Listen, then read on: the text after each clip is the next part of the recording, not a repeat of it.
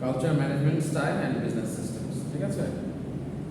তাহলে এখানে আপনাকে ইসে দিব না, হোয়াটসঅ্যাপে না, তাহলে এটা হোয়াটসঅ্যাপে যদি নিজের মার্কেটিং গ্রুপ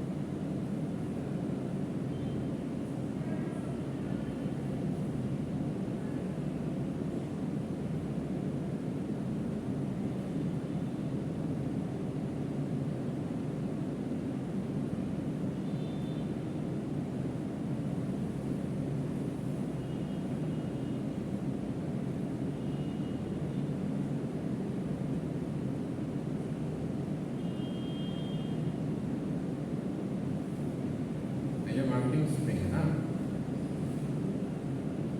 জি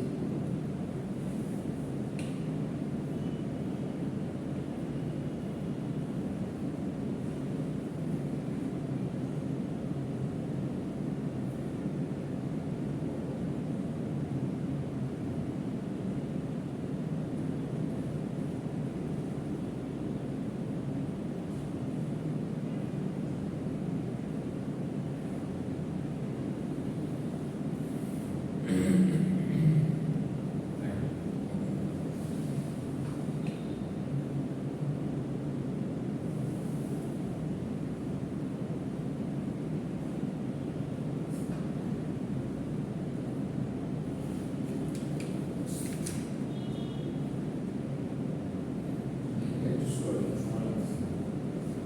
জি স্যার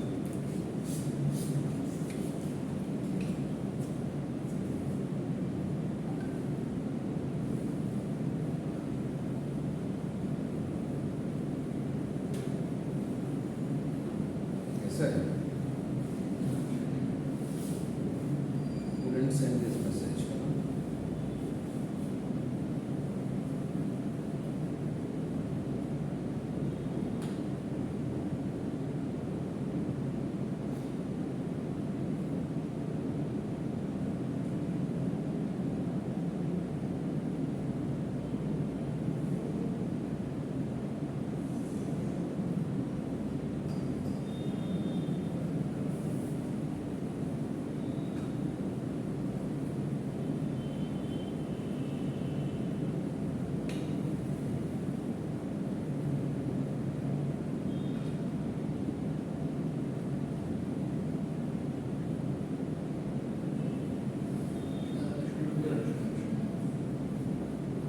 মেসেজটা সেন্ড হচ্ছে না কেন বুঝলাম না, যাচ্ছে না, ফাইল বেশি পড়ে যাচ্ছে না।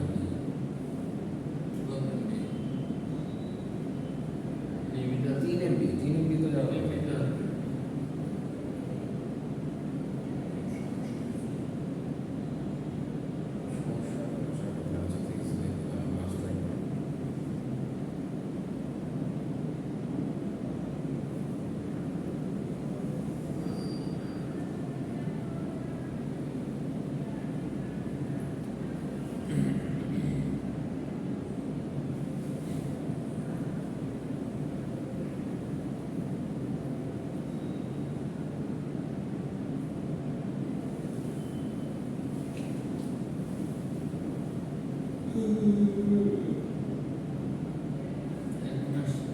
আসছে? চলো।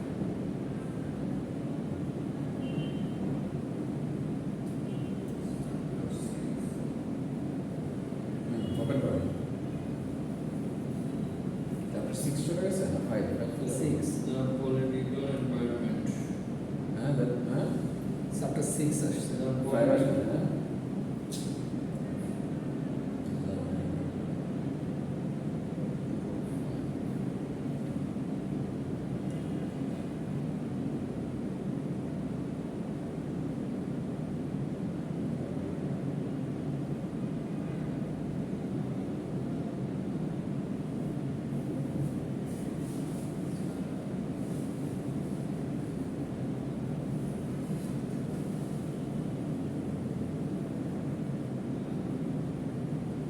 political হ্যাঁ কিন্তু আসছে 5 আসছে দেখেন না ওপেন করা আছে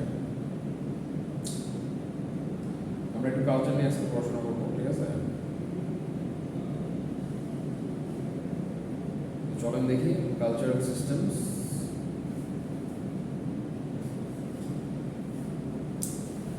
আমরা যেহেতু ইন্টারন্যাশনাল মার্কেটিংটা করছি তাই না ইন্টারন্যাশনাল মার্কেটিং কিন্তু আমার মনে মেইন কনসেপ্ট হচ্ছে কালচারাল অ্যাডাপ্টেশন তাই না কালচারাল অ্যাডাপ্টেশন বলতে আমাদের জাতিগত দিকটা যেটা ব্যাপার আছে তাই না কারণ সব কালচারে সব কিছু সেম না সব কিছু সেম এখন কান্ট্রি ভেদে হ্যাঁ, কালচার ভিন্ন। এখন আমরা ফরেন ওয়েস্টার্ন কালচারে আমরা মিটিংস করি দেখা যায় একটা চিক্সের সাথে চিক্স মিলাই মিটিংস করা হয় ছেলে হোক মেয়ে হোক উভয় জেন্ডারে একটা একজনের সাথে কি দেখেন না যে এভাবে মানে একটা চিক্স ভাগ করে একটা চিক্স মিলায় ঠিক আছে এক গালের সাথে গাল মিলায় সো আমাদের দেশে কি অ্যাপ্রোপ্রিয়েট কোনোভাবে অ্যাপ্রোপ্রিয়েট না মানে ছেলেদের ক্ষেত্রেও আমরা এভাবে আমরা ছেলেদের সাথে আমাদের অ্যাপ্রোপ্রিয়েট কি হ্যান্ডশেক করা বা কোলাকুলি করা আমরা কি করি হ্যান্ডশেক করি ছেলেদের ক্ষেত্রে আর মেয়েদের ক্ষেত্রে we don't do anything so but ওরা ছেলে মেয়ে উভয় জেন্ডারের সাথে দে ডু দ্যাট তাহলে এখানে কথাটা হচ্ছে যে সব কালচার তো সেম না আমাদের ক্ষেত্রে এখানে কি এটা অ্যাবসলিউটলি কি এটা অভদ্রতা এবং হ্যারাসমেন্ট হয়ে যাবে আপনি একটা মেয়ের সাথে যদি এভাবে হাত মিলায় দিয়েও যান ভালোভাবে নেবেন। আপনাকে চিনে না সে she doesn't know you কথাটা বুঝেন you want to shake your hands with her একটা মেয়ের সাথে পরিচয় হলো বা অপোজিট জেন্ডারের সাথে আপনার পরিচয় হলো আপনি যে ডিরেক্টলি বলেন হাত মিলাইতে সে কিন্তু মিলাবে না because she doesn't like it যেটাকে আমাদের কালচারে এটাকে কি ভালোভাবে নেওয়া হয় না ঠিক কি না তার মানে এই জিনিসটা হচ্ছে যে কালচারগত জাতিগত ভাবে যে আমাদের যে ইয়াগুলো আছে সেই জিনিসগুলো আমাদের বুঝতে হবে তো ফার্স্ট অফ অল হচ্ছে যে আপনাদের যে মানে আমাদের এইখান থেকে আমরা যে জিনিসগুলো দেখবো যে আমরা কিভাবে কালচারাল যে ডিফারেন্সেস গুলো আছে ওটার সাথে অ্যাডাপ্ট করতে পারি the necessity for adapting cultural differences how and why management styles vary around the world এক এক জায়গায় ম্যানেজমেন্ট স্টাইলটা কেন ভ্যারি করে the extent and implications of gender bias in other countries gender bias কতটুকু আছে কারণ কালচার সাথে gender bias অনেকটাই রিলেটেড তারপরে বলছে the importance of cultural differences in business ethics এর সাথে কি কি cultural differences আছে and finally the differences between relationship oriented and information oriented cultures তো চলেন আমরা একটু দেখি তাহলে এখানে যেটা বলতেছে যে business customs in global marketing লাস্টে আমরা কাস্টমাইজেশন করেছিলাম এন্ড গ্লোবালাইজেশন করেছিলাম তাই না জি। এইবার আমরা গ্লোবাল যে মার্কেটিং এ আছে গ্লোবাল মার্কেটিং তো আমরা পড়েছিলাম খেয়াল আছে আপনারা বলেন তো গ্লোবাল মার্কেটিং আর ইন্টারন্যাশনাল মার্কেটিং এর মধ্যে তফাৎটা জিনিসটা কি ইন্টারন্যাশনাল মার্কেটিংটা হচ্ছে স্যার যে কান্ট্রি ভেদে মানে ই করতে হবে তার কাস্টম কালচার অনুসারে একটা মানে স্পেসিফিক কান্ট্রি ওয়াইজ মানে কান্ট্রি টু কান্ট্রি আমি ইন্ডিয়া গেলাম একভাবে হ্যাঁ। আমি মালয়েশিয়া গেলাম একভাবে সিঙ্গাপুরে গেলাম একভাবে জার্মানিতে গেলাম একভাবে আর টোটাল ইউনিভার্স থেকে একটা দেশ হিসেবে ধরে নেওয়াটা হচ্ছে গ্লোবালাইজেশন স্ট্যান্ডার্ডাইজ অপারেশন সিস্টেম করাটাই হচ্ছে ইউনিফর্ম হবে জিনিসটা আইডেন্টিক্যাল ইউনিফর্ম আর স্ট্যান্ডার্ডাইজড অপারেশন করাটাকে মানে আমি প্রত্যেকটা দেশকে আমার পৃথিবীটাকে আমি একটা দেশ হিসেবে ধরে নিব এবং ওটা অনুযায়ী আমি একটা স্ট্যান্ডার্ড আমার প্রোডাক্ট হবে স্ট্যান্ডার্ড ঠিক আছে সবার জন্য আলাদা আলাদা হবে না না না আপনার আইফোনটা কি সবার জন্য আলাদা আলাদা করে করা হচ্ছে না এটা তো একই খালি হয়তো কিছু স্লাইড ডিফারেন্স হয়তো ল্যাঙ্গুয়েজে কিছু ডিফারেন্স থাকতে পারে এটা এছাড়া তার কোনো মানে প্রসেসর বলেন ইয়েতে বলেন এটা কি এক এক দেশের জন্য এক এক রকমের প্রসেসর না এটা কি এটা গ্লোবালাইজেশন হচ্ছে ডিউ টু গ্লোবালাইজ করতেছে না এটা সবার জন্য কি ইটস দ্য সেম আপনি সিঙ্গাপুর থেকে সেটা কিনবেন সে ইউরোপের মার্কেটে যেতে যাবেন it's almost the same so এখানে there are no such differences বুঝে গিয়েছে তো তাহলে এখন আমরা দেখব যে business customs and global marketing কি কি হতে পারে business etiquette is largely driven by cultural norms আমাদের কিছু কি এটিকেটস আছে এটিকেটস বলতে আমরা কি বুঝি ম্যানার্স ভদ্রতা স্বভাব আচরণ তাই না etiquettes cultural analysis often pinpoints market opportunities and gives companies a competitive edge क्या देते हैं ना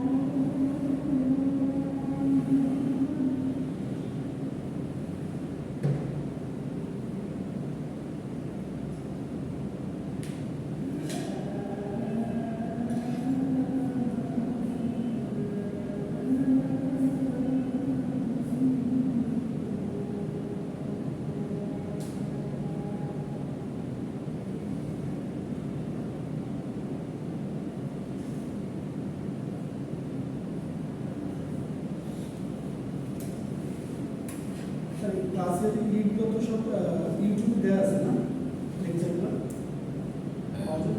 হ্যাঁ আচ্ছা ঠিক আছে তো তাহলে cultural analysis often pinpoints market opportunities and gives companies a competitive edge তার মানে বলতেছে যে কালচারাল যে অ্যানালাইসিসটা আছে আমরা কালচারগতভাবে যে অ্যানালাইসিসটা করি সেটা অফেন পিনপয়েন্টস মার্কেট অপরচুনিটিস যে মার্কেটে যে অপরচুনিটিস আছে সেটাকে পিনপয়েন্ট করে and gives companies a competitive edge দেখেন আমরা কিন্তু প্রত্যেকটা জিনিসই অ্যানালাইসিস করা লাগে একটু আগে আমরা যে মানে স্ট্র্যাটেজি মার্কেটিং এর ক্লাসে বলেছিলাম উই টকড অ্যাবাউট কি স্ট্র্যাটেজিক অ্যানালাইসিস তাই না so we also talked about strategic analysis market আচ্ছা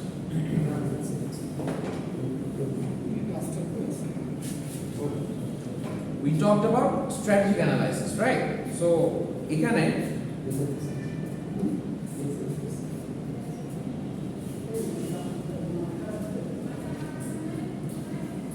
তাহলে ও এখানে তো মার্কার লেখার জায়গা আছে না ও আচ্ছা তাহলে বসো না there is no space for marker এখানে তো we cannot write হ্যাঁ বাট এখানে we don't have any space for writing right এখানে লেখা যাবে বাট আচ্ছা it's okay বাদ দেন থ্যাংক ইউ I thought যে এটা মানে বোর্ড আছে এগুলা ক্লাসরুম রেডি হচ্ছে আমার মানে এগুলা এখনো ফুলি কমপ্লিট হয় নাই এটা পুরোপুরি হ্যান্ড ওভার হয় নাই মানে আরো কিছু কাজ বাকি আছে এটা সো এখানে যেটা বলছে যে adaptation is a key concept in international market to successfully deal with individuals firms or authorities in foreign countries managers should exist তার মানে যেটা বুঝুন কালচারাল কনটেক্সট না যদি বুঝেন তাহলে কিন্তু আপনার ব্লান্ডার হয়ে যেতে পারে ব্লান্ডার হয়ে যেতে পারে ইন দ্য সেন্স যে আপনি একটা প্রোডাক্ট মার্কেটে নিয়ে আসলেন আনার পরে জিনিসটা দেখলেন যে কালচারগতভাবে একটা সমস্যার কারণে যেরকম আপনি একটা ফুড আইটেম আনলেন ওটা ফুড আইটেম আপনি লিখলেন না ইটস 100% হালাল কখনো বুঝছেন বা একটা রেস্টুরেন্ট ওপেন করলেন ওই হালাল জিনিসটার উপরে আপনি ফোকাস করলেন না একটা রেডিমেড আইটেম আপনার কিন্তু ঝামেলা হয়ে যাবে হিন্দুরা কনফিউজ হয়ে যাবে মুসলিমরা কনফিউজ হয়ে যাবে হ্যাঁ তো এই যে জিনিসগুলো কিছু ফ্যাক্টর যে কালচারগত ফ্যাক্টর যে রিলিজিয়াস ব্যাপার থেকে আসে তো আমাদের কিন্তু একটা ইয়ে থাকে যে we have to write down that this 100% হালাল তাই না হালাল জিনিসটাকে উই মেইনলি ফোকাস তো হালাল জিনিসটাকে we have to definitely understand যে কোনটা হালাল কোনটা হালাল না সো ওইটার উপর বেস করে কিন্তু উই হ্যাভ টু ডিসাইড তো এখানে বলতেছে যে আমাদের যে কালচারে যাব আমরা যেখানে করব যেরকম স্ট্যান্ডার্ডাইজ যেগুলো করা যায় সেগুলোর জন্য তো দেখা যায় সবার জন্য মোটামুটি এক সেগুলো কিন্তু কালচার ভেদে খুব একটা বেশি ডিফারেন্স হয় না কিন্তু ডিফারেন্স হয় কোথায় মোবাইল সবাই যে সেম ভাবে ইউজ করে এটা নিয়ে তো কোনো ইস্যু নাই ইস্যুটা হয় কোথায় খাদ্যে ক্লোদিংয়ে চলাফেরায় ঠিক কি না কালচারগত তফাৎটা হয় কি আমরা বাচ্চা থাকলে লুঙ্গি পরি বাট সবাই কি লুঙ্গি পরে কেউ শর্টস পরে কেউ পরে আমরা পাঞ্জাবি পরি বাট সবাই কি পাঞ্জাবি পরে জুম্মার দিনে আমরা পাঞ্জাবি পরি এটাই culture exactly so culture wise কিন্তু অনেক ধরনের প্রোডাক্টস ডিপেন্ড করে আমাদের ফুড হ্যাবিটসটা ডিপেন্ড করে আমরা কি ভাত খাই সবাই তো ভাত খায় না ভাত খায় কেউ একটা স্যান্ডউইচ খায় জাস্ট লাঞ্চে কি করে স্যান্ডউইচ খায় আমরা কি জাম জনতা কয়জন আছে এরকম স্যান্ডউইচ খেয়ে থাকি কথাটা বুঝছেন মানে ইউ গাইস এক্সটেন্ড আন্ডারস্ট্যান্ড তার মানে এই যে ব্যাপারটা এই যে কালচারগতভাবে জাতিগতভাবে আমাদের যে ভ্যারিয়েশনসগুলো চেঞ্জেসগুলো এই জিনিসগুলোর সাথে উই হ্যাভ টু অ্যাডাপ্ট আমরা যদি অ্যাডাপ্ট না করি তাহলে we won't be able two কি আমরা কিন্তু ওখানে মার্কেটে সাকসেস করতে পারবো না আমরা we won't be able to deliver our আমাদের কাস্টমারের ডিজায়ার্ড যে প্রোডাক্টটা আমাদের কাস্টমার যে ডিজায়ার্ড প্রোডাক্টটা বা সার্ভিসটা চাই সেই জিনিসটা আমরা দিতে পারবো বুঝতে পারছেন তাহলে বলতেছে manager should exhibit open tolerance মানে কি আগে they have to understand they have to learn from কি আগে বুঝতে হবে ম্যানেজারকে they have to understand and they have to কি লার্ন শিখতে হবে ওই কালচারটা তাই না এখন আপনি এখান থেকে করে যাবেন হয়তো আপনি গেলেন চিন্তা করলেন যে আমি আফ্রিকার একটা মার্কেটে যাই আগে তার মানে কি আপনাকে আগে ওই জায়গায় সে কালচারটাকে স্টাডি করতে হবে ওই দেশের মানুষ কেমন ওই দেশের মানুষ কি খাওয়া দাওয়া করে মানুষের কেমন পড়া কি পড়ে ওই দেশের মানুষের ব্যবহার আচার কেমন ওই দেশের মানুষ কি চিন্তা করে কেমন ভাবে চলে কি ফ্যামিলি রুলস রেগুলেশন এগুলো স্টাডি করতে হবে ওপেন টলারেন্স থাকতে হবে তারপর হচ্ছে ফ্লেক্সিবিলিটি হিউম্যানিটি এই জিনিসগুলো থাকতে হবে ফ্লেক্সিবিলিটি একজন একজনের সাথে কি মানে একদম রিজিড হওয়া যাবে না আমি এটা করি তার মানে ওখানে যে আমি এই জিনিসটাই করবো এই জিনিসটা করা যাবে না ইউ হ্যাভ টু বি কি মোর ফ্লেক্সিবল বুঝা গিয়েছে তারপর justice fairness ability to adjust very tempos curiosity interest knowledge of the country liking for others ability to command respect ability to integrate oneself into the environment মানে overall যে কালচারটা জানার জন্য overall কালচারটা বোঝার জন্য যা যা করা দরকার ইউ হ্যাভ টু অলমোস্ট কি ডু এভরিথিং রাইট আপনাকে মোরলেস সবকিছু করতে হবে ওখানে আপনি রিজিড হওয়া যাবে না এইবার আসে কালচারাল ইম্পারেটিভস, ইলেকটিভস এন্ড এক্সক্লুসিভস। তো তিনটা জিনিস আছে। কালচারাল ইম্পারেটিভস কি বলতেছে দেখেন, business customs and expectations that must be met, conform to, recognize and accommodate if relations are to be successful. Imperative যেটা লাগবে, বাধ্যতামূলক হইতেই হবে। কালচারাল ইম্পারেটিভ যেগুলো একদম ফুলফিল করাই লাগবে, যেমন দেখেন business customs and expectations must be met. তার মানে বিজনেসের যে কাস্টমসগুলো আছে, যে নীতিগুলো আছে, রীতি রেওয়াজগুলো আছে, এবং যে আমরা এক্সপেকটেশনসগুলো করি, যে চিন্তা আশাটা করি সেটা মাস্ট বি মেট করতে হবে। সেগুলোকে আমরা বলছি cultural imperatives. Conform to, recognize, accommodate relationship are to be successful. তার মানে আপনি যদি অন্য দেশে একটা দেশে বিজনেস করতে যান বা মার্কেটিং করতে যান, what you have to do, you have to make sure that যে আপনার যে বিজনেসের যে এক্সপেকটেশনস কাস্টমারগুলো আছে, এক্সপেকটেশনসগুলো আছে, must be met, conform to, recognize and accommodate if relationship to be successful. বুঝা গিয়েছে? আর কিছু জিনিস আছে আপনার কালচারাল ইলেকটিভস। কালচারাল ইলেকটিভস কি বলতেছে, areas of behavior or customs that culture alliance may wish to conform or to participate in but that are not required. Elective মানে elective কি আমরা চুজ করতে পারি। elective মানে কি চুজ করা যায়। imperatives মানে বাধ্যতামূলক, এটা করতেই হবে। আপনি যদি ওখানে করতে যান এই জিনিসগুলোকে আপনার মেট করতে হবে। কিছু কালচারাল নীতিগত আছে সেটা মেট করতেই হবে, তাই না? আপনি কারো রিলিজিয়াস ভ্যালুজ আঘাত দিয়ে কোনো কিছু করতে পারবেন না, ঠিক কি না? ওই যে কালচারাল ইম্পারেটিভ এটা ফলো করতে হবে। ইন্ডিয়া আপনি এখানে ওপেনলি অ্যালকোহল ড্রিঙ্ক করতে পারবেন না, আবার ইন্ডিয়াতেও আপনি ওপেনলি যে বিফ খাইতে পারবেন না। So that's the cultural imperatives. আর ইলেকটিভস গুলোকে আপনি চাইলে মানতেও পারেন, নাও মানতে পারেন, দ্যাটস আপ টু ইউ। ঠিক আছে, আপনার চয়েস অনুসারে আপনি হ্যাঁ মেইনটেইন করতে পারেন।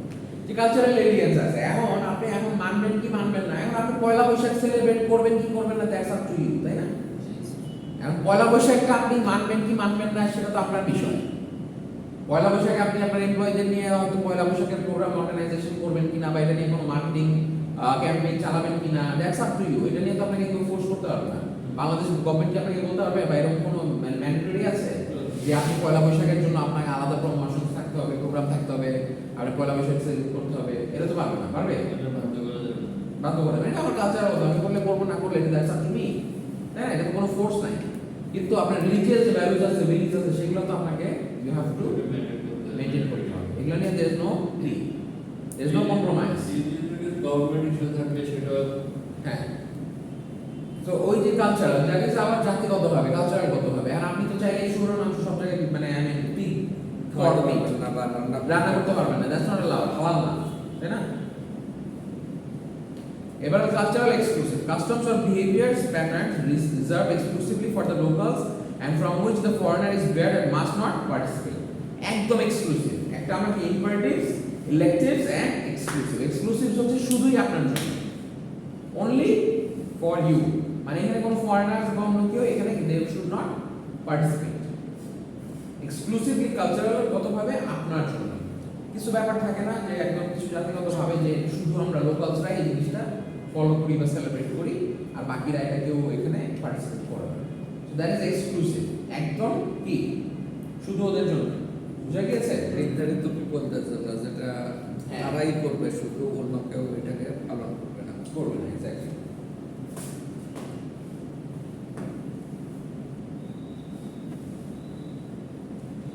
তারপরে দেখেন cultural elective or imperative. Beijing, China. German Chancellor Angela Merkel and Chinese Prime Minister Wen Jiabao toast after the EU-China Business Summit at the Great Hall of the People in Beijing. The summit was boosted by the settlement of a trade row that had left 80 million Chinese-made garments piled up in European seaports, unable to be delivered to shops under a quota pact agreed to at the time. Drinking half a bottle is a cultural elective, but taking a sip is more of an imperative in this case. তাহলে দেখেন cultural elective আর imperative, তাহলে তিনটা জিনিস, একটা হচ্ছে cultural elective আর imperative. তো Beijing চায়নায় একটা জিনিস হয়েছে যে ওই অ্যাঞ্জেলা মার্কেল এন্ড আপনার যে চাইনিজ যে প্রেসিডেন্ট ছিল ওই ওয়েন জিয়াবাও, ঠিক আছে, ওয়েন জিয়াবাওয়ের মধ্যে একটা হয়েছিল যে প্রায় almost 80 million Chinese made garments, 80 million Chinese made garments কোথায় ইউরোপিয়ান সিপোর্টস আটকে ছিল, because of the quota pact agreed to at that time. একটা কোটা ইম্পোজ করা হয়েছিল যে আপনাদের যে ট্রেড ইয়াগুলো বলছিলাম না, ট্রেড রেস্ট্রিকশনস খেয়াল আছে, ওই যে কোটা এম্বার্গোস ট্রেড ইয়াগুলো যে ট্রেড ট্যারিফস, তো এরকম একটা কোটা এম্বার্গো করা হয়েছিল আর কি, বুঝছেন, যেটার ফলে 80 বিলিয়ন চাইনিজ মেড গার্মেন্ট যেটা আপনার ইউরোপের মার্কেটে আটকে ছিল, ওইটা সেটেলমেন্ট করার জন্য there was a meeting between German chancellor Angela Merkel and Chinese Prime Minister Wen Jiabao. The drinking half a bottle is a cultural elective. তার মানে কি কালচারাল ইলেকটিভ, এটা আপনার ইলেকটিভ, এটা আপনি কি করতে পারেন যে আপনি হাফ একটা বোতলের অর্ধেক খাবেন, সেটা হচ্ছে আপনার জাতিগতভাবে ইচ্ছা, আপনি খাবেন কি খাবেন that's up to you, but taking a sip is more of an imperative in this case, but আপনাকে দেওয়া হলো আপনি একটা সিপও খাইলেন না, জিনিসটা অপরিচিত। এটা করতে পারবেন না, মানে বুঝছেন ব্যাপারটা, মানে আপনাকে দেওয়া হলো আপনি সামান্যতম নিলেন, at least একদমই ধরলেনই না, ছুঁলেনই না, আপনি একটা সিপও খাইলেন না, that's a cultural imperative, that is an অভদ্রতা, এটা করা যাবে না, ইউ ক্যানট ডু দ্যাট, বুঝছেন। মানে যে মিটিংটাতে হচ্ছিল, যে মিটিংটাতে আপনাদেরকে ড্রিঙ্কস অফার করা হবে, ড্রিঙ্কস মানে হার্ড ড্রিঙ্কস না, soft drinks, cold drinks, Apple juice এই টাইপের, সো ওখানে যে ছবিটা দেখেন, ছবিটাতে বলতেছে যে একদমই খাইলেন না, that's a imperative, cultural imperative, মানে অভদ্রতা, এটা আপনি করতে পারবেন না, বাট আপনি একটা সিপ নিয়েছেন, এটা একদমই করলেন না সেটা, বাট আপনি হাফ বোতল খাবেন, সেটা হচ্ছে আপনার ইচ্ছা, আর আপনি পুরোটা খাবেন নাকি অর্ধেক খাবেন, সেটা আপনার, ওটা আপনি চুজ করতে পারেন, এটাই বলা হচ্ছে। এবার দেখেন American culture and management style, there are at least 3 reasons to focus briefly on American culture and management style. তিনটা রিজনস আছে, আমরা আমেরিকান কালচার এবং ম্যানেজমেন্ট স্টাইলে ফোকাস করব। ওই তিনটা রিজনস কি কি আছে দেখেন। For Americans, it is important to be aware of the elements of culture influencing decisions and behaviors. তার মানে আমেরিকানদের জন্য এটা খুবই important to be aware of the elements of the culture. কালচারটাকে বোঝা before taking any decisions, তার মানে of culture influencing decisions and behaviors. যে কোনো ব্যবহার হোক বা যে কোনো ডিসিশনস হোক, সেটার ক্ষেত্রে আমাদেরকে কি করতে হবে, we have to understand. For those new to American culture, it is useful to better understand business associates from the US, as the US market is the biggest export market in the world.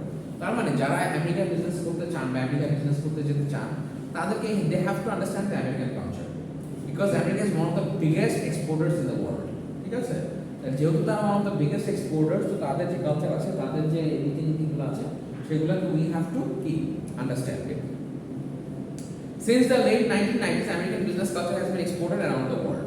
Okay, the impact of American culture দেখেন, ways in which US culture has influenced management style include but are not limited to the following: master of density viewpoint, independent enterprises as an instrument of social action, তার মানে master of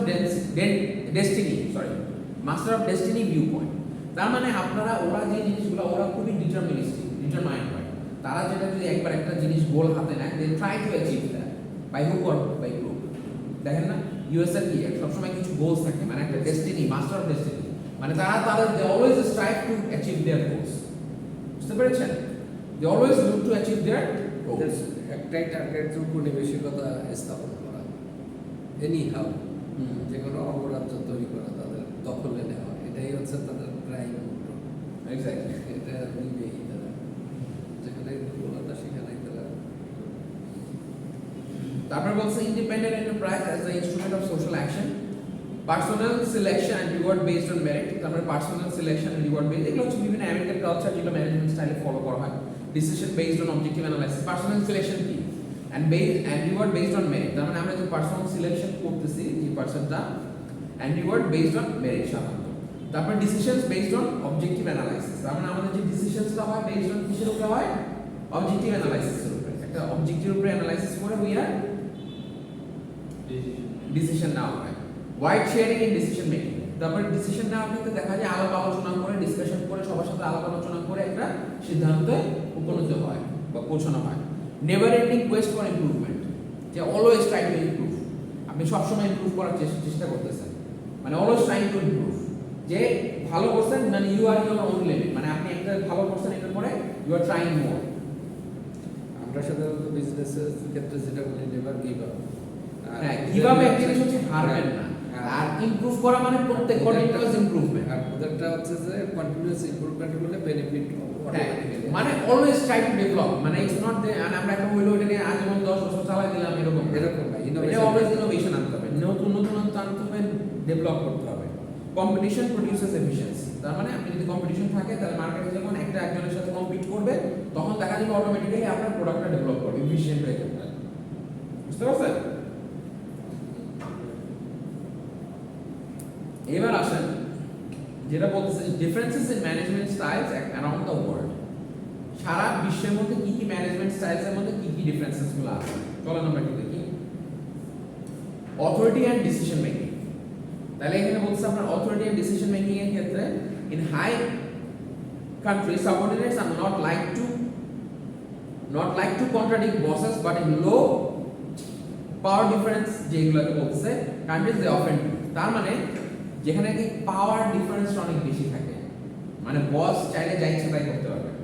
if boss is the most superior তাহলে সেই ক্ষেত্রে not like to contradict buses, বসের যদি ultimate সোর পাওয়ার থাকে সে চাইলে কালকে আপনাকে জব থেকে বের করে দেবে, তাহলে কি আপনি কি বসের সাথে লাগতে যাবেন না। But in low power country মানে পাওয়ার ডিফারেন্স কান্ট্রিজে কি হচ্ছে, যদি বসের ওরকম না থাকে আপনি চাইলেই আপনার বস আপনাকে বের করে দিতে পারবে না কালকে, কথাটা বুঝছি। আপনার বস চাইলেই আপনাকে বাদ দিতে পারবে না। দেন there is possibility যে আপনি যদি আপনার বসের একটা কোনো কিছু রং দেখেন আপনি কিন্তু এটার এগেইনস্টে কি কমপ্লেইন করবেন বা আপনি এটার এগেইনস্টে you will raise your voice, যেটা হবে না এটা ঠিক কি না।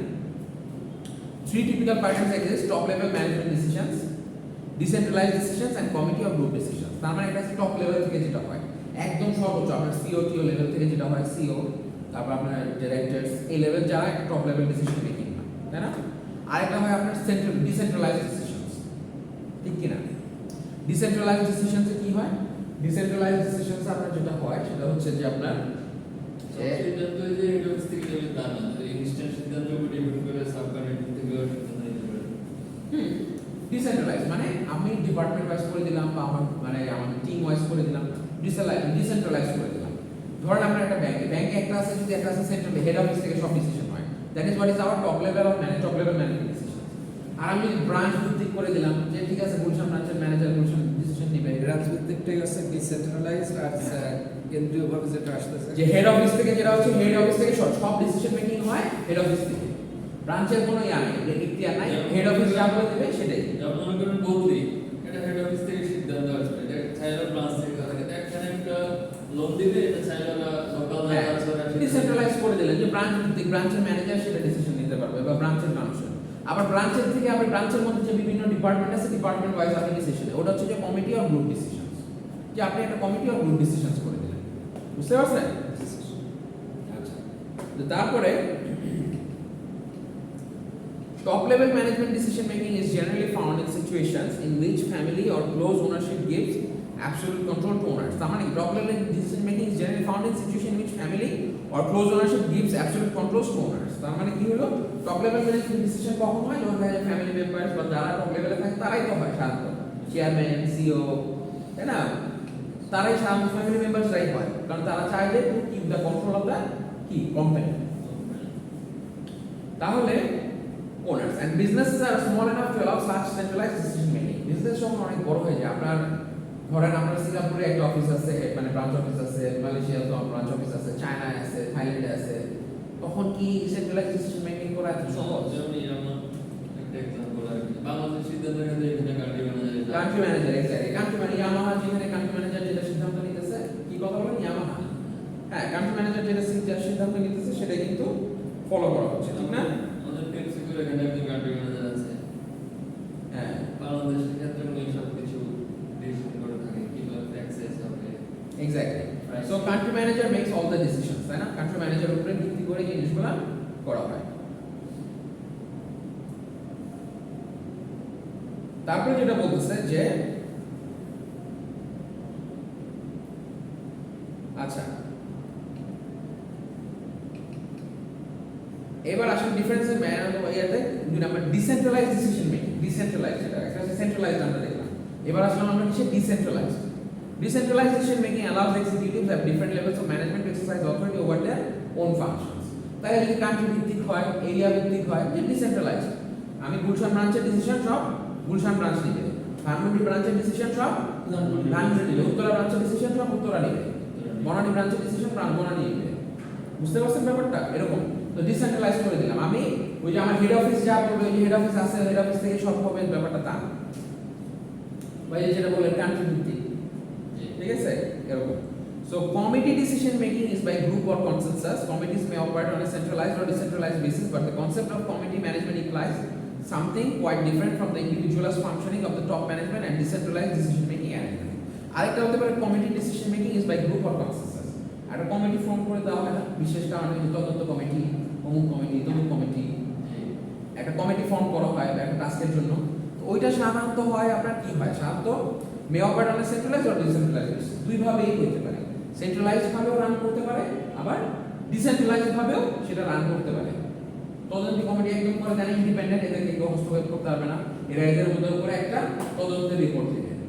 দ্যাট ইজ কি সেন্ট্রালাইজড, মানে তাদের ডিসিশনই ডিসিশন। আবার আরেকটা আছে কি ডিসেন্ট্রালাইজড, তাই না? ডিসেন্ট্রালাইজড হলো জিনিসটা তাদের যে ডিসেন্ট্রাল ইটা করে ওভাবে তাদের ডিসিশন মেকিংটা হবে। বুঝতে পারছেন?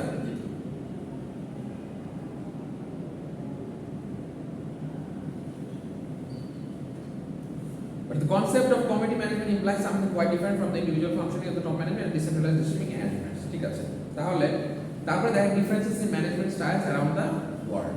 তাহলে ম্যানেজমেন্ট স্টাইল আরেকটা finally management objectives and aspirations, আপনি কি দিয়ে অ্যাকচুয়ালি ম্যানেজ করতে চান।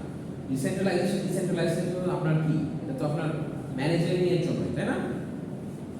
সিকিউরিটি, মোবিলিটি আছে, personal life, affiliation, social acceptance and power and achievement. তাহলে আপনি যে ম্যানেজমেন্ট স্টাইলটা ফলো করবেন, আপনি সেন্ট্রালাইজ ফলো করবেন না ডিসেন্ট্রালাইজ ফলো করবেন, নাকি আপনি গ্রুপ ডিসিশন বা কমিটি ডিসিশন মেকিং করবেন, সেটা ডিপেন্ড করবে কি আপনি কি চাচ্ছেন। এখন আপনার যদি মূল উদ্দেশ্য হয় যে পাওয়ার এন্ড অ্যাচিভমেন্ট, পাওয়ার যদি চান তাহলে আপনাকে কিন্তু সেন্ট্রালাইজ করতে হবে। If you look at the biggest countries like North Korea, China, এগুলো কিন্তু সব কমিউনিস্ট কান্ট্রি, স্বায়ত্তশাসিত, মানে কি এখানে কিন্তু কোনো ডেমোক্রেসি নাই, এখানে হচ্ছে যে কমিউনিস্ট কান্ট্রি, একনায়কতন্ত্র, ও যা বলবে ওইটাই। তার মানে he wants to achieve the power and achievement, মানে রাষ্ট্রপ্রধানের ডিক্লারেশনটাই এইটাই, মানে ও যদি বলে এটা, এটা মানে এটা, আজকে যদি বলে রাত, রাত, যদি বলে দিন, তাহলে দিন। আর ডেমোক্রেটিক কান্ট্রিতে কি আছে যে সবার ভোটে সবাই মিলে যেটা সিদ্ধান্ত নেয় সেটাই একটা, সবার ভোটে একজন ইলেক্টেড হয় রিপ্রেজেন্টেটিভ, তার ইয়াতে যেটা সিদ্ধান্ত হয় সেটাই আমরা সেটা করি। তাহলে ওইটাই সিকিউরিটি, মোবিলিটি, তাহলে ডিপেন্ডিং অন ইয়োর, আপনি কি পারপাসে আপনি কিভাবে কন্ট্রোল করতে চান বা কি পারপাসে কন্ট্রোল করতে চান সেটার উপরে ডিপেন্ড করে উই ডিসাইড যে অ্যাকচুয়ালি আমরা কি করব। কোরিয়া, সৌদি আরবের মধ্যে ডিফারেন্সটা কি? সৌদি আরব, দুবাই, এরা তো হলো একনায়কতন্ত্র অনেকটা। হ্যাঁ, ওখানে তো যারা ওখানে তো যারা রাষ্ট্রতন্ত্র করে, পরিবারতান্ত্রিক রাজতন্ত্রটা বিষয়টা তো শুরু হয়েছে ইংল্যান্ড থেকে প্রথমত, তারপরে আসছে সৌদি আরব এই দিক থেকে। কিন্তু এখানে তো এই ধরনের অনেক কনস্টিটিউয়েন্সির ক্ষেত্রে অনেকটা ডিফারেন্স আছে।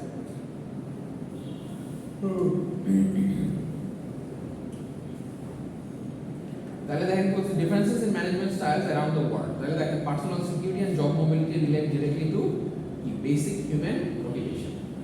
তাহলে আপনার যে personal security and job mobility relate directly to basic human motivation and therefore have widespread economic and social implications. তার মানে আপনার যে personal security and job mobility আছে সেটা আপনার ডিপেন্ড করবে কিসের সাথে রিলেট করবে, directly to basic human motivation and therefore have widespread economic and social implications.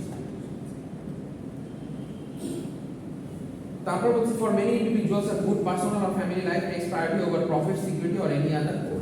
তাহলে আপনারা একটা সুষ্ঠু সুন্দর জীবন যাপন করতে চান, একটা ফ্যামিলি লাইফ লিড করতে চান, সেটাও একটা মানুষের সাথে অনেক সময় প্রায়োরিটি হয়ে থাকে। In some countries, acceptance by neighbors and fellow workers appears to be a predominant goal within business. তার মানে কিছু কিছু ক্ষেত্রে acceptance by neighbors and fellow workers appears to be a predominant goal within business. তার মানে আপনার সহকর্মী যারা আছে বা আপনার পাড়ার প্রতিবেশী যারা আছে তারা আপনি যে ব্যবসাটা করছেন সেটা তারা অ্যাকসেপ্ট করে নিচ্ছে বা আপনাকে বাহবা দিচ্ছে, আপনাকে মানে ইয়ে করছে, সেটা একটা কি একটা কালচারগত দিক হয়ে থাকতে পারে। এখন আপনার যদি মানুষ গালি দেয় বা আপনার ওয়ার্কার্সে বলে এ তো পুশ করে তো ইয়া, ওটা যদি অ্যাকসেপ্টেন্স লেভেলটা না থাকে তাহলে কিন্তু আপনি কি হবে, ডিমোটিভেটেড হবে, ওই ব্যবসাটা করতে পারবেন না, তাই না? আপনাকে যদি মানুষ মন্দ বলে তাহলে কি আপনি জিনিসটা অ্যাকসেপ্টেন্স থাকবে? আর সামাজিকভাবে যদি আপনাকে হেও করা হয় সেটাই, তো এই অ্যাকসেপ্টেন্সটাও ম্যাটার করে আপনার colleagues, peers, friends, families, neighbors. Although there is some power seeking by business managers throughout the world, power seems to be a more important motivating force in South American countries. তার মানে পাওয়ারটাও কিন্তু অনেকটা important. এই যে control করার ক্ষেত্রে management স্টাইলসটা follow করার ক্ষেত্রে পাওয়ারটা কিন্তু ইজ ভেরি ইম্পর্টেন্ট। সবাই কিন্তু পাওয়ার এক্সারসাইজ করতে চায়, সবাই চায় না যে আমার কথা সবাই শুনবে, এটা তো সবাই চায়, কেউ কি না চায় বলেন? আপনি আপনার টিম মেম্বার্স বলেন, আপনি আপনার ক্লাস মেম্বার্স বলেন, আপনার ফ্যামিলি মেম্বার্স বলেন, সবাই আপনি কিন্তু হচ্ছে পাওয়ার এক্সারসাইজ করতে চান। আপনার ফ্যামিলি ছেলে মেয়ে আপনি চাবেন যে আপনার কথা মতো চলুক, আপনি যেভাবে চান সেভাবে চলুক, আপনার ওয়াইফ আপনার মতো চলুক। কি স্টার্টিং ফ্রম ইউর ফ্যামিলি, আপনি যেখানে কাজ করেন সেখানে আপনার মানে জুনিয়ররা যারা আছে তারা আপনার কথা মতো চলুক, আপনার টিম মেম্বার যারা আছে তারা আপনার কথা মতো চলুক, ঠিক না? পাওয়ারটা কিন্তু সবাই এক্সারসাইজ করতে চায়, বাট এটা কান্ট্রি টু কান্ট্রি ভেদে ভেরি করে। বুঝা গিয়েছে?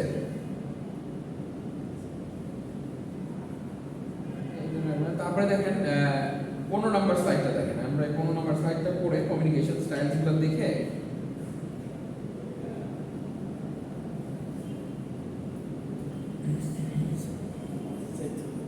হ্যাঁ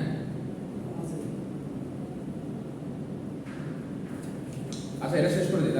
communication style, differences in communication styles, 15 number slide. Face to face communication আছে, আর ইন্টারনেট কমিউনিকেশন। এখন তো internet communication is very widely popular, তাই না? একটা হচ্ছে বাস্তব, আপনি ফিজিক্যালি একদম, এখন আমরা কি করতেছি face to face communication.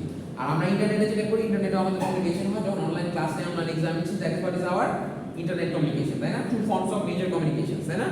According to Edward T. Hall, the symbolic meanings of time, space, things, friendships and agreements vary across cultures, তাই না?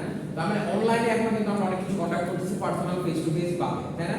এখন আমরা ভার্চুয়াল মিটিং করতেছি, ফেসবুকে আমরা করতেছি, জুম ইউজ করতেছি, অনেক কিছু আমরা করতেছি, হোয়াটসঅ্যাপ ইউজ করতেছি, কনফারেন্সেস। তো এইখানের মধ্যে অনেক কিছু কিন্তু আমাদেরকে we have to agree based on our communication styles. অনেক দেশে কিন্তু মানে এই জিনিসটা যে আমি আপনি আমাকে যদি স্যার বলেন যে স্যার এমনি যান, আমাকে এটা কি আমার দেশে অবশ্যই, বাট এটা কিন্তু অনেক দেশে একটা সাইন অফ ল্যাঙ্গুয়েজ, এটা কিন্তু কেউ মাইন্ড করবে না। কথাটা বুঝছেন? আপনার একটা মুরব্বীকে যদি হাত দেখা বলেন এমনি যান, এটা কিন্তু অনেকে ভদ্রভাবে নেয় না। একটা মুরব্বীকে দেখে সালাম দিলেন না, সেটা মনে করেছিলেন এটা অবশ্যই। বাট সালাম নেওয়া তো ওটা কোনো ডাজন্ট ম্যাটার। আপনাকে আমি চিনি না, আপনাকে আমার গ্রিট না করলেও it's fine, I don't have to greet you. কথাটা বুঝছেন? তো কমিউনিকেশন স্টাইলটা এক এক দেশে এক একটা ভ্যারি করে, ঠিক আছে?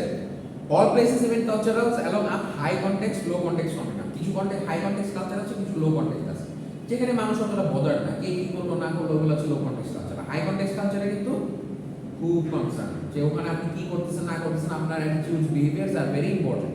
অন্যজনকে ফলো করে এবং ওইটা হ্যাঁ, আমাদের দেশে হাই কন্টেক্সট কালচার আমরা কিন্তু দেখি, এই ওকে এটা বললো না, সালাম দিলো না, ওকে আমাকে জিজ্ঞেস করলো না, ওকে আমাকে এটা বললো না। বাইরের দেশে সমস্যা না, এই ও আমার ছোট, আমার জুনিয়র আমার সামনে সিগারেট খেলো, এই ও আমার বড় বেয়াদব আমার সামনে সিগারেট খেলো। বাট বাইরে বাবা ছেলে একসাথে সিগারেট খেয়েছে, এটা ডাজন্ট ম্যাটার। আপনি আপনার জীবন চিন্তা করতে হবে, আপনার বাবার সামনে আপনি আপনার বাবার সাথে বসে বসে সিগারেট খাবেন, কল্পনাই করা যাবে না। কি কেমন না জিনিসটা? মানে গুরুতর মানে অপরাধ।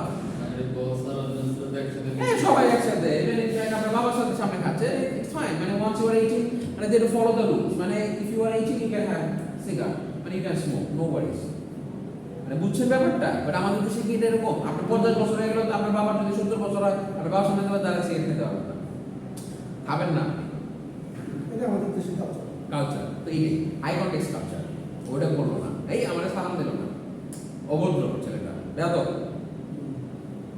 এরকম আর কি, বুঝছেন? Communication in a low text culture depends more on explicit verbally expressed communication, ঠিক আছে? যে ওই যে আমরা অত কিছু সায়েন্স অ্যান্ড লো কনটেক্সট কালচারে আমরা কিন্তু সায়েন্স অনেক ধরি না। লো কনটেক্সটে মানে আমরা জাস্ট নর্মাল ভার্বালি এক্সপ্রেস, কেউ যদি মুখে ভাবে। বাট এখানে কিন্তু আমরা হাই কনটেক্সট কালচারে আমরা সায়েন্স অনেক দেখি। পাটা আপনার সামনে আমি যদি এখন সামনে হয়ে বসে আছে, আমি আমার পাটা উঠায় লেভেল দাঁড়াই, এটাও কাইন্ড অফ অবস্থা। মানে সায়েন্সেও কিন্তু হাই কনটেক্সট কালচারে সায়েন্সগুলো অনেক ম্যাটার করে। সায়েন্স, বসার ভঙ্গি, আদব কায়দা বলে না, আদব কায়দা, বুঝছেন ব্যাপারটা? অনেকে তো চুল বড় রাখাটাও একটা মনে করে যে একটা মানে ছেলেটা অভদ্র, চুল বড় থাকা মানে ছেলেটা লাফাঙ্গা, এরকম ব্যাপার। বাট এটা তো তার নিজস্ব ইখতিয়ার, তাই না? সে কি রাখবে, চুল বড় রাখবে না ছোট রাখবে, এটা তো তার হিউম্যান রাইটস, এরকম আর কি। তো এই জিনিসগুলো আর কি হাই কন্টেক্সট মোর তো ঠিক আছে, 15 পর্যন্ত আমরা করলাম। নেক্সট ক্লাস থেকে আমরা শুরু করে ইনশাআল্লাহ নেক্সট ক্লাসে এটা শেষ করে দেব, ঠিক আছে? তাহলে আমাদের দুইটা স্লাইড শেষ হবে। দুটো স্লাইড তো দিয়ে দিয়েছি না? জি স্যার। লাস্ট ক্লাসের স্লাইডটাও দিয়েছি, জি। ওটাও দিয়েছি। আমি ইয়ারকে আপলোড করে দেব, আপনি নিয়ে নেন।